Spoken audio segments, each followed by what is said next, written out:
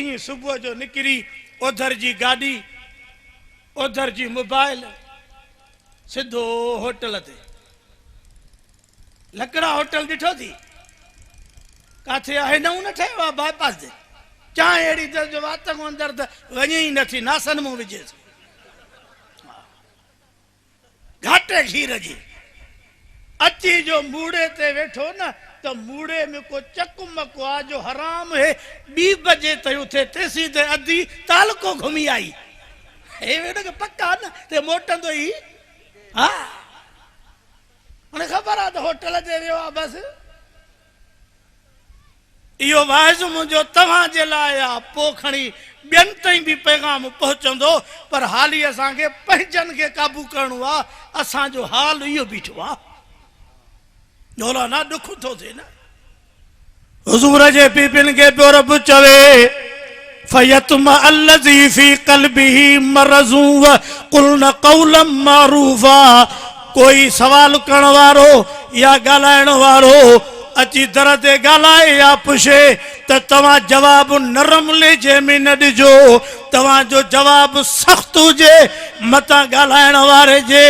दिल में को मर्ज़ पैदा थिए आहिनि बि अमड़ियूं नबीअ जूं पाक बीबियूं पर खुदा ॻाल्हाइण बि सम्झाए पियो खुदा हलण बि सम्झाए पियो वाह मुंहिंजा रब पाक नबीअ जे बीबियुनि खे रब ज़िंदगी पियो सम्झाए हाणे अचो त मां पंहिंजो ईमान ॿुधायां सारी दुनिया जा पीर गादी नशीन वली बुज़ुर्ग सालिह सहाबा इमाम वली आलिम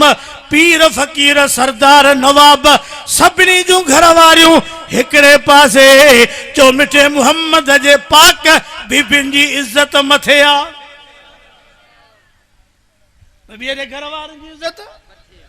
उन्हनि खे पियो रब चवे त पर्दो कयो छा कयो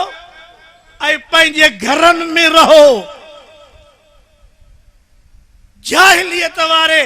पेरे ज़माने जे औरतुनि वांगुरु तव्हांखे रोडनि ऐं रस्तनि ऐं घिटियुनि ते घुमण जी इजाज़त कोन्हे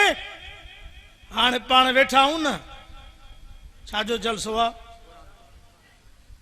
पंहिंजे हिन पिंडाल में मायूं घणियूं वेठियूं आहिनि आयूं बि ॾाढीअ सां पटका बि आहिनि खोड़ त हाफ़िज़ वेठा आहिनि खोड़ त मौलवी वेठा आहिनि खोड़ त हाजी वेठा आहिनि छा असांजे मायुनि खे क़ुरान ॿुधण जी या मौलवियुनि जे वाइज़ जी ज़रूरत कोन्हे पर असीं उनखे घरनि में चयो हूंदो ॻोठ वारा दामिड़ियूं उते ॿुधनि पर हिते पिंडाल में